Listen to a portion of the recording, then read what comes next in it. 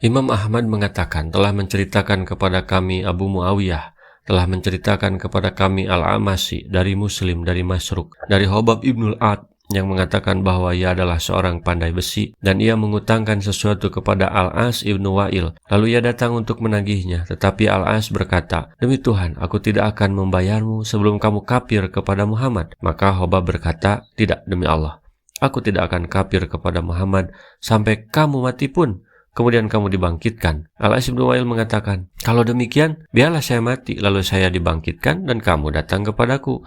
Karena saat itu aku mempunyai harta dan anak, dan aku akan membayarmu." Maka Allah menurunkan ayat ini. أفرأيت الذي كفر بآياتنا وقال لأوتين مالا وولدا.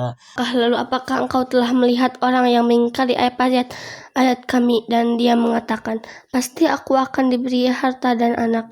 أطلع الغيب أم اتخذ عند الرحمن عهدا.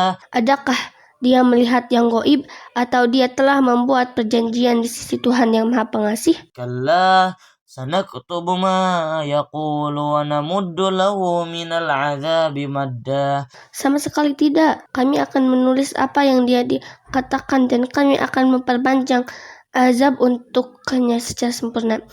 وَنَرِثُهُ مَا يَقُولُ وَيَأْتِينَا فَرْدًا. Dan kami akan mewarisi apa yang dia dikatakan itu, dan dia akan datang kepada kami seorang diri. Kalla, lafaz yang menunjukkan makna tolakan terhadap kalimat sebelumnya dan sekaligus mengukuhkan kalimat yang sesudahnya. Olok-olokan itu akan dicatat hingga kiamat dan tidak akan terlupakan sedikit pun, yang membuat ia akan terus tersiksa sangat lama. Harta dan anak yang ia banggakan akan ditinggalkan dan menjadi milik ahli warisnya. Ia akan mati dan datang nanti tanpa harta dan anak.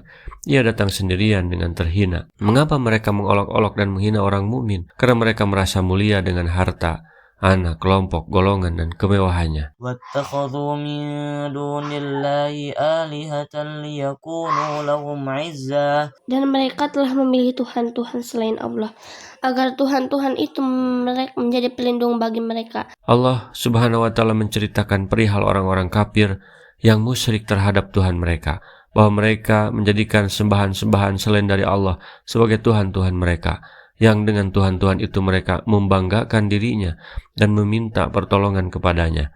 Mereka menyembah jin, menyembah malaikat, dan Tuhan selain Allah lainnya. Kemudian Allah menceritakan bahwa duduk perkaranya tidaklah seperti apa yang mereka duga. Bahkan apa yang mereka harapkan itu tidak ada sama sekali dan kosong belaka. كَلَّا سَيَكْفُرُونَ بِعِبَادَتِهِمْ وَيَكُونُونَ عَلَيْهِمْ ضِدًّا.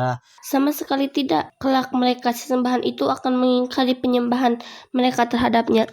Dia akan menjadi musuh bagi mereka. Dan siapakah yang lebih sesat daripada orang yang menyembah sembahan-sembahan selain Allah, yang tiada dapat memperkenankan doanya sampai hari kiamat, dan mereka lalai dari memperhatikan doa mereka. Dan apabila manusia dikumpulkan pada hari kiamat, niscaya sembahan-sembahan itu menjadi musuh mereka dan mengingkari pemujaan-pemujaan mereka. Al-Ahqaf ayat 5-6. Yang mereka bersandar ketika di dunia untuk ikut mulia, nanti akan berlepas diri dan menjauh darinya. أَلَمْ تَرَ أَنَّا أَرْسَلْنَا الشَّيَاطِينَ عَلَى الْكَافِرِينَ تَؤُزُّرُهُمْ أَزًّا. Tidaklah engkau melihat bahwa sesungguhnya kami telah mengutus setan-setan itu kepada orang-orang kafir untuk mendorong mereka berbuat maksiat dengan sungguh-sungguh.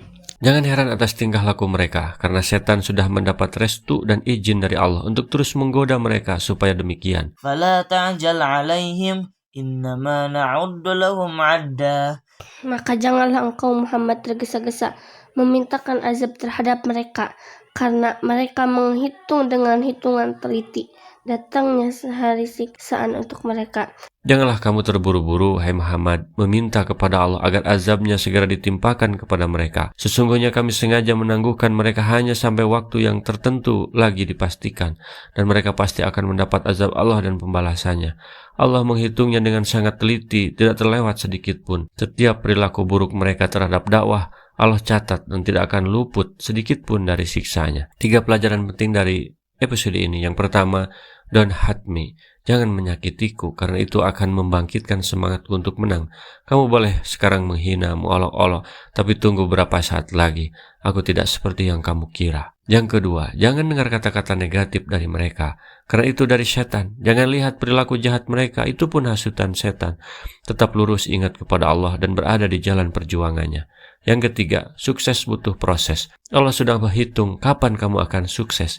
Jangan terburu-buru, jangan ingin segera, teruslah berusaha tanpa lelah. Rasulullah SAW bersabda, baligu anni walau ayatan, sampaikan dariku meskipun satu ayat.